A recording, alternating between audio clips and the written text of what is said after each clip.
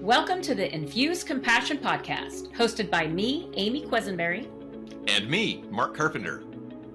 We are on a mission to make this world a kinder place for us all by bringing healthier human connection to communities, families, and organizations of all types and sizes.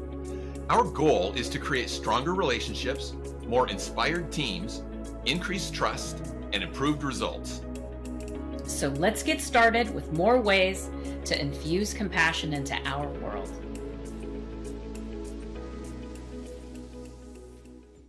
Hello, Compassionators. Welcome to this episode of the Infuse Compassion podcast. So glad that you're here with us. Amy and I are excited to talk up to our guest today. I think that this will be a really enlightening conversation for everybody. And I'm excited to get more details around her work as well. Amy, would you introduce us to our guest? Yes. So I am so excited to introduce Linda Grizely. I actually had the pleasure of meeting Linda in person at the Thrive in 25 conference earlier this year. Linda is a personal finance educator, a motivational speaker, and creator of the MeMoney method, which is a mindset first approach that helps women stop putting themselves in their own budget last. I love that. A mindset first approach that helps women stop putting themselves in their budget last. I wanted to say that a second time to make it clear. A former teen mom who went back to college at 48 and built a multi-six-figure career in financial services. She now helps women gain clarity, confidence, and control with their money without lectures or judgment. And I want to add a piece before I turn it over to introducing Linda. There was something that she said in the form, whenever we have guests come onto our podcast, we always ask them to complete a form so that we can learn more about them. And in Linda's form, she said something that I just want to spotlight here that is really the essence of who she is and how she shows up in the world of finance. She said, for me, compassion is the bridge between where someone is and where they're trying to go. Without it, the tools don't stick. With it, change lasts. And so with that, Linda, welcome to our podcast. Thanks so much. I'm so glad to be here, Amy and Mark, and I'm really looking forward to this conversation. And as I filled out your form, I was inspired, and I wrote like a whole script about this. So I'm actually going to make a video about how infusing compassion it works with people and their money. So you inspired me also. So I just want to throw that in there. I haven't done it yet. I kind of threw it together and I need to work on it, but I'm really inspired by just the whole infused compassion idea. And it's led me to realize how much it's a part of what I do, even though I hadn't named it. That's so beautiful. That's so beautiful. And this is so important to me. I had told both you and Mark this prior to clicking the record button. I've spoken either casually or intentionally to multiple people in the finance world. I've never met anybody that had compassion infused into the work that they did and how they did, their methodology, their intention. And the reason why this really stood out to me, you stood out to me, Linda, is because so much of the time when people are struggling with their finances, there's such shame. There's such shame, right? There's shame, there's blame, there's embarrassment. There's layers of emotions that are literally sitting on top of people, blanket after blanket after blanket, and they're just feeling like they're stuck. Like everything I've done is wrong, so I won't do anything as the layers continue to build up, right? So can you talk to us about this methodology that you have where you say you can't build a life of love a life you love on a budget that you hate. Wow. Yeah. So there's a lot of things that went into me creating that phrase and the MeMoney method, a whole bunch of things. But it started in my financial planning career where I started to see these mindset blocks that people had, that clients had when they would come in. So it started with the idea that people would come in and I would, put together their plan, and I'd build out this great thing. And I'd tell them, this is what you should do. And, I'm telling them, this is what I see. This is where you are. This is where you want to go. This is what you need to do to get there. And sometimes they would just be stuck by something that somebody had told them, or something that somebody else was doing, or something that they felt like that they'd heard or read somewhere that they should be doing. And because I wasn't telling them to do that, they were still stuck on that. Yeah, but why aren't you telling me to do that? Or my brother's doing this, or my father always said this. I grew up believing that. And that's the part that really got me started thinking about these internal blocks that people had. Because as a financial advisor, you have to be also a coach, in the sense that I have to tell them and explain to them, you're not your brother. You're not your father. Your father grew up in a completely different time period, in a completely different economy. Everything that he experienced in his life was completely different. Your brother is probably very well intentioned, but does not have the same life you have, doesn't have the same income you have, doesn't have the same lifestyle you have, doesn't have the same commitments that you have. There's really nothing about you that's exactly the same as someone else, no matter who you are. Everybody is so unique. So that's the part that got me started thinking about the whole money mindset part of finances and financial planning. And then there were also people that would come in, mainly women that would come in, sometimes men too, who would say, I know I should have done more. I'm so embarrassed. Like, I know I should know more than this by now. I should have done more than this. I don't really have very much. Like, it's like they felt like they weren't even worthy to talk to me. Like, they're there because they want help, but they feel like they're not worth being in that seat.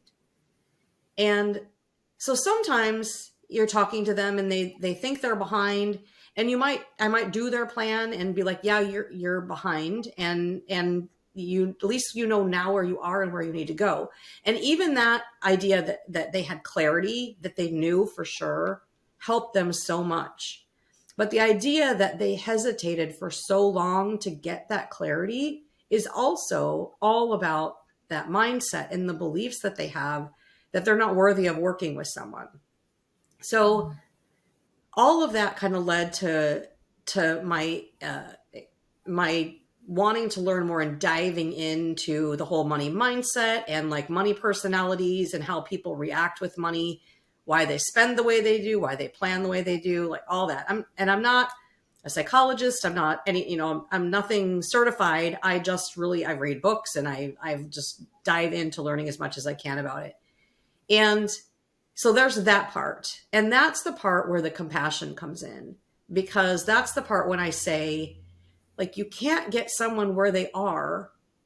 You have to meet them where they are, and you can't get them where they want to go without compassion, without understanding what's driving them and what are they thinking that's keeping them from getting where they're going. And this is a part of any type of coaching, not just financial coaching, but that's the whole idea behind it, is they need someone to help them get inside their own head and understand why they're doing things the way they are. And, some people are ready for that and some people aren't ready for that. And that's the honest truth. And that's okay too. So that was one part of it. And I'm going to stop and let you see if you have any questions for me before I just keep talking forever, because I'll just talk the whole time. Well, it's your platform, so we're here. We've invited you in, but I think Okay. Mark has. Yeah, I'm really curious about that concept that you mentioned there about money personalities. Could you describe that a little bit and talk about how that impacts people's decisions and how it impacts their planning? So tell us a little more about money personalities. Absolutely. So there's money personalities. I don't know that there's one specific thing that is overall arching. There's all different kinds if you Google it. For my practice, I identified 5. And the 5 that I identify, there's actually a quiz you can take, which we'll get to later, about how you can, that I have, that you can find your money personality. But I identified the spender, the saver, the avoider, the security seeker, and the risk taker. Okay. So a saver is someone who is going to always want to be saving and thinking more about the future and less likely to enjoy their life now. This is I'm just very much in a nutshell summing these up, because there's a lot more that goes into it. As you know, everything is so dynamic. Nothing is just like this little piece. And then a spender is someone who likes to spend money, and it could be on themselves or it could be on other people, right? And they're just more like, let the money flow and not concerned about their future. They're probably going to enjoy more of life now and have more experiences. An avoider is someone who's just like, I don't want to think about it. If the money's in my account, that's great. I'll spend it if I want to spend it. They're not like thinking necessarily about now or the future. They're just living, right? They're just not really paying attention to what's going on with the money. Now, a security seeker is someone who is a step above a saver in the sense that they are planning everything. And they're the ones who are probably putting everything away to savings. If you think about stories that you hear of like, hey, this old woman died and she lived in this, ratty old house that she's lived in for 80 years. And, she never took care of it and never did anything. And now she's leaving like $5 million to a charity because she didn't spend it. That's probably a security seeker, right? It's someone who just wanted everything just the way it was, didn't want a whole lot of change. And also at the same time, always thought like, I'm not going to spend it because that's my security net, right? So that's, more of an extreme end. And then a risk taker is someone who's just like, hey, let's go to Vegas for the weekend. Hey, let's go do this. You want to go do that? And, oh gosh, this looks like a great opportunity. Let me throw some money at that. Like they're like, go big, go bold. They're more than the spender. They're like, and I say, like, for me, I have 2 separate money personalities. Like for my personal money personality is more of a saver, but my business personality is more of a risk taker, because I'm like, yeah, I want to do that. Let's go. Let's build it, but I'm able to justify it. Here's another part of that mindset part. I'm able to justify it because I look at it as an investment, right? So that's where the money personalities come in. And here's what I want to say. There's no wrong money personality. You are you, and there is nothing wrong with you, right? You are you. What's important is that you understand what your personality is so that you can work with it in order to make things work for you. And that's where, going back to the original question, Amy, I'm finally getting there. You can't live a life you love on a budget you hate, because if you're not including you and your personality in the way that you're handling your money and budgeting, you're going to hate it because it's not you. Yeah. Thank you, Mark. Thank you for asking about the personality. That was so helpful, Linda. Thank you for going over that. So can we talk a little bit about, like, I'd love to hear how do you help people? And is it only women? Is it exclusively women? So I advertise and market to women, and all my courses and my content is based towards women who feel like they're behind, feel like, they're the ones who probably aren't just like, yeah, I need to go get a financial advisor. They're like, I should get an advisor, but I'm not really sure. I don't really know much. They want to learn more, right?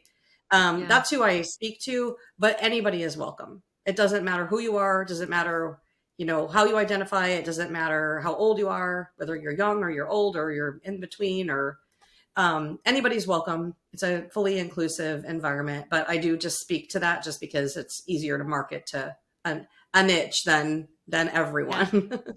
Okay. So I want to make it really easy, because when we think about what I said in the beginning, a lot of times there's shame, there's blame, there's embarrassment, there's all of these emotions underneath fear, right?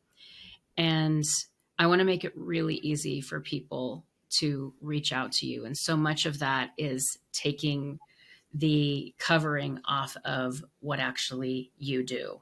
So, can you talk a little bit about how you've maybe helped some women out there, what your process is? You go into that a little bit, please.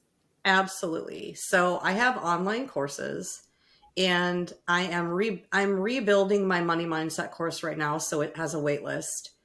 And I'm also building a personal finance foundations course, and that's for people who are just starting out and want to learn about, either paying off debt, building savings. Where do I save first?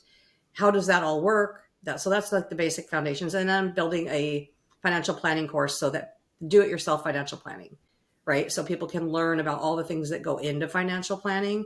And that doesn't mean that they won't end up working with a financial advisor or planner. It just means that they'll be a lot more educated, and they'll understand what's going on in the process. And they'll also understand what questions to ask, and to know when they're being led down the wrong path. Because that's one of the things that I always heard too, was that people don't know who to trust. And a financial advisor is not a regulated term. I'm not anymore, but I did. Financial advisors have so many regulations, so many rules that they have to follow. And it depends on how they're registered also. And there's all different licenses and all different ways that people work. Some people are just salespeople. They just get paid on commission. Other people are a blend of they're called fee-based, where they earn fees and commissions. Other people are fee only, where they earn just a fee. That fee could be something they're charging you up front, or it could be based on the money that you have invested with them. And then there's also advice only, where you're just paying a fee and you're not paying based on any assets under management or any money that you have invested with them. And then, so I've created this, or joined, I'm not the first one to do it, this other thing where it's just education only. So I'm not giving advice on investments right now, because my license isn't active to do that. I'm really just focused on education and not necessarily advice. But I can do financial coaching, just not on the investment part of it. But I can also teach people about their investments. So right now, the course that I'm actively promoting is called the MeMoney method, which is the signature "You Can't Live a Life You Love on a Budget You Hate." And it's all about how to put yourself in your budget. So to put yourself first as a line item in your budget. And it talks about how to work with your money personality. And so I'm going to jump to telling the story how MeMoney was created now. Yeah. So MeMoney came about because I put my husband on a budget. So I'm the one who does all the finances. So I do all the bookkeeping and checking the accounts and all that. And we're a blended family. So we got married. I was in my late 40s. He was in his 50s when we got married. So, we each have adult children. So coming into a blended marriage, like neither one of us was controlling the other. We were just like living our life. But I was like, okay, you're spending a little bit more than I think you're spending. Not that it was necessarily too much, just like I think he had no idea what he was spending. So I said, I'm putting you on a budget. He's like, okay. And I'm like, I just want you to be aware of what you're spending. Because you think that like, oh no, I'm going on this fishing trip. It doesn't cost very much because it's just a cabin with a bunch of guys. Yeah, but you're paying for gas to get there. You got a boat you're paying for. You got, a trailer you're paying for. You've got boat gas. You've got, fishing equipment. There's a lot more that goes into it than just splitting the cabin with the guys. Like, so I was like, I'm putting you on a budget. And here's the deal. I'm going to give you this much per paycheck. And you have to live within your means of that.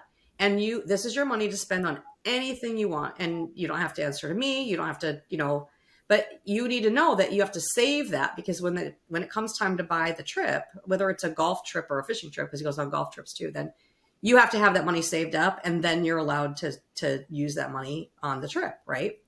So he's like, okay, fine. He's like, you're giving me an allowance. And he like, puts his head down, like, and he's joking around. He told the guys at work that I put him on an allowance, joking around. Right. And I'm like, okay. So I asked him about a month later, I said, oh, I'm sorry, I skipped part. So he said, are you going to put yourself on the same budget?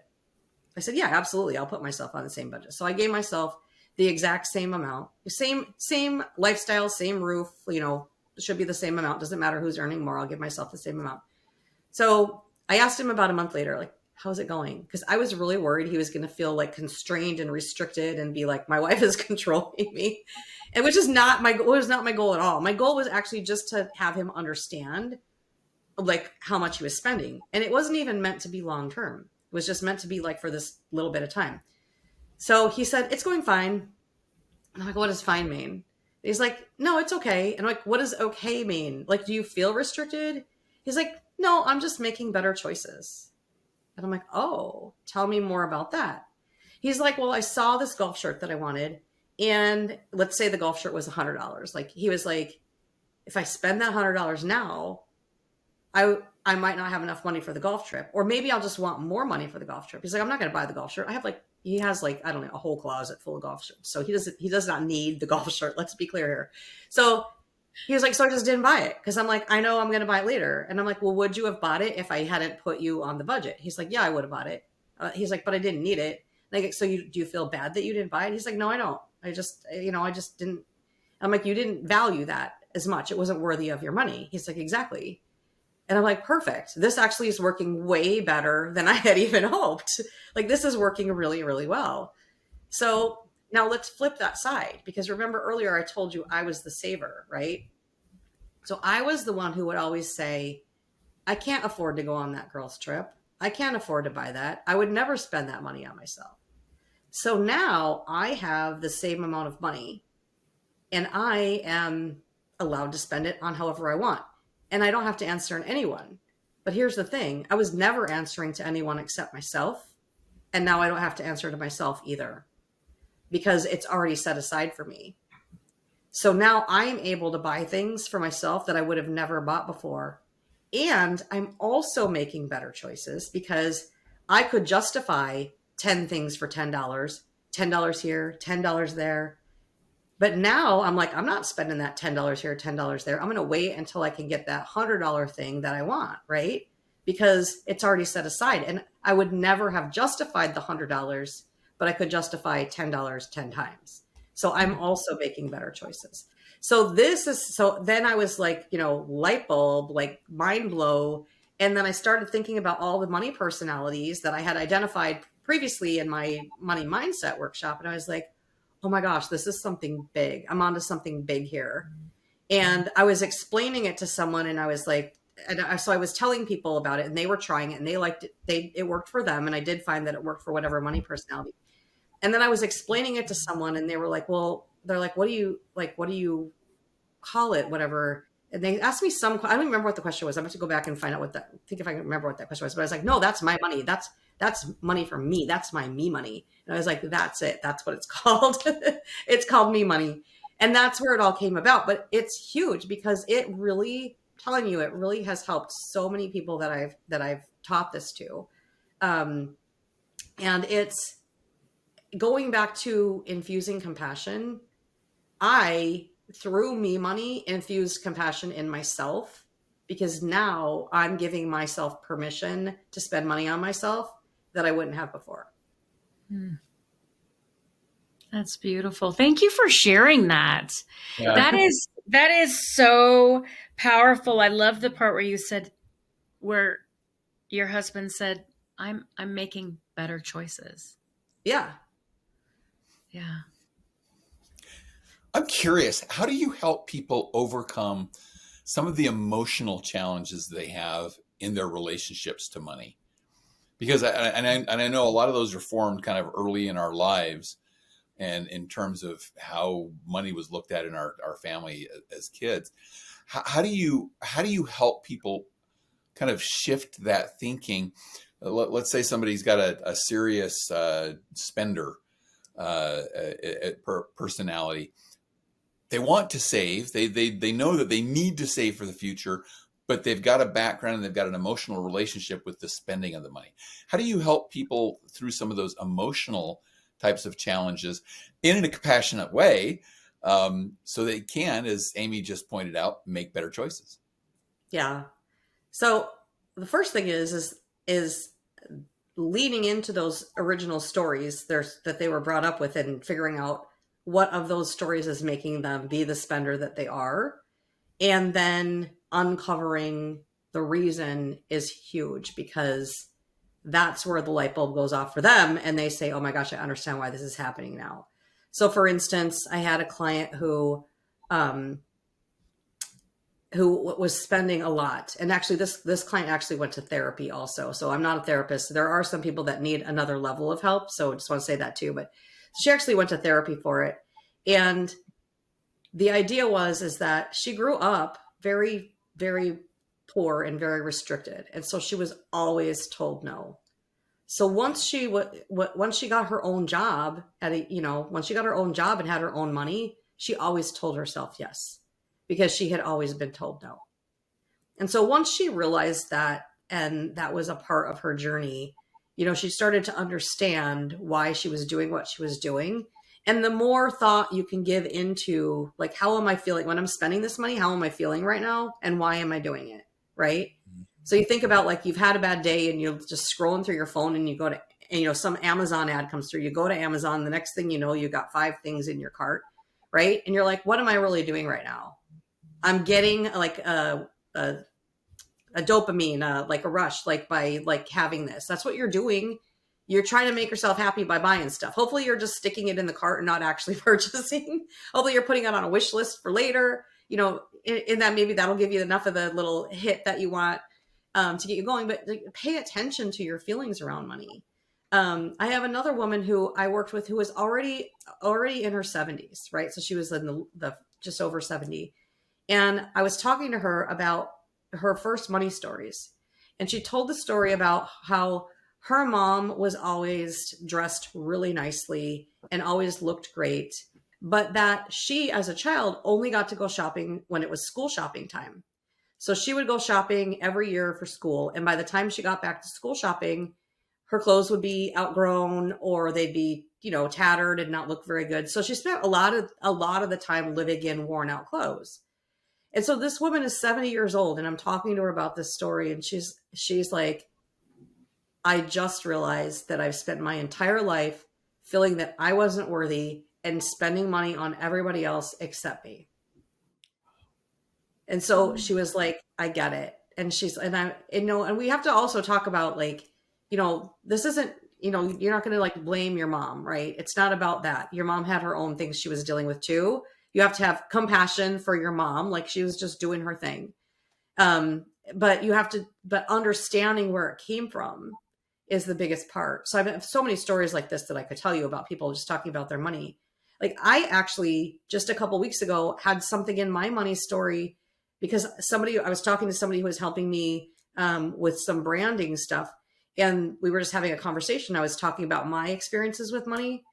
And I had a light bulb moment, because I was talking about how I earned money. Well, the first times I earned money, like, my parents didn't give me a allowance, and I didn't have set jobs I needed to do every week. If I wanted to make money, I could make money. If I didn't want to make money, I didn't have to make money.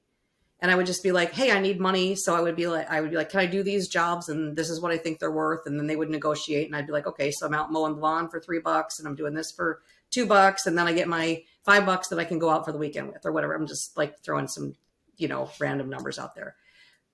And I was like, oh my gosh, this is why I'm such a serial entrepreneur, because that's the way I grew up with money. I didn't grow up with the steady paycheck and the jobs I had to do every day. I grew up with, hey, I'm going to figure it out. I'm going to decide what I need to do, and then I'm going to get paid for that. And I was like, wow, I never really even thought about that part of my money story before. And this is just like a month ago, and I've been talking about this for a couple of years now. So it's just really interesting. The more conversations you have with other people help you to uncover those stories within yourself. So part of my course is journaling. But a big part of it is being able to have conversations with other people too. So I offer group coaching and one-on-one coaching in addition to the courses. Yeah. It's incredible. I just feel like you're this beacon, like this just beacon for this safe place. And I want to thank you so much for doing this really important work, and in such a compassionate way. And I want to continue the conversation. We always want to continue the conversation. tell us, where can people find you? They can find me. The best place is my website, lindagriz.com, LINDAGRIZ.com. That's the best place because all the links to all my other stuff are on there. All my courses, my podcast, my whatever is all there. And then there's also some freebie stuff on the resources page. So there's that personality quiz I talked about. There's a money confidence quiz and also just some financial resources on there. Okay, perfect. We'll make sure to include those in the show notes. So folks, make sure to check out the show notes. Mark, you want to bring us home with the tip? The question? Yeah, I gave it away with the question. Let's get to our final question. What is one tip that you can share with our compassionators, our listeners, in how they can infuse compassion into their lives this week?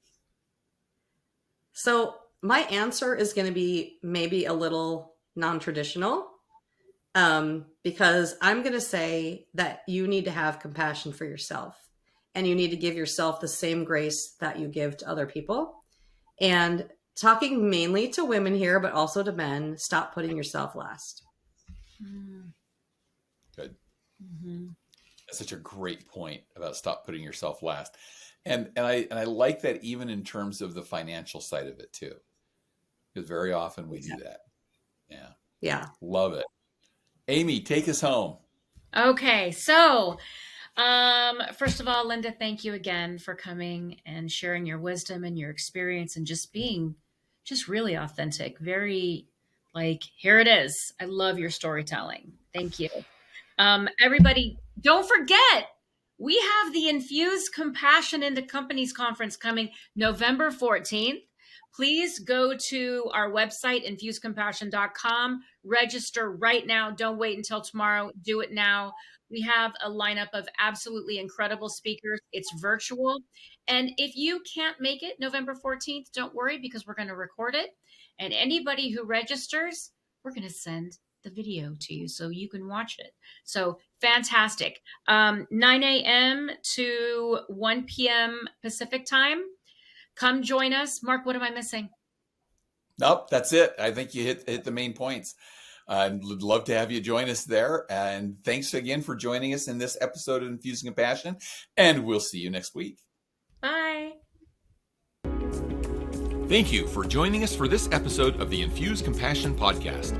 If you enjoyed the conversation, please share a review and like the podcast so other compassionators can join us. Until next time, let's all do something each day to infuse compassion into the world. For more information on our guests, see the show notes. For more information on Mark and Amy, go to infusecompassion.com.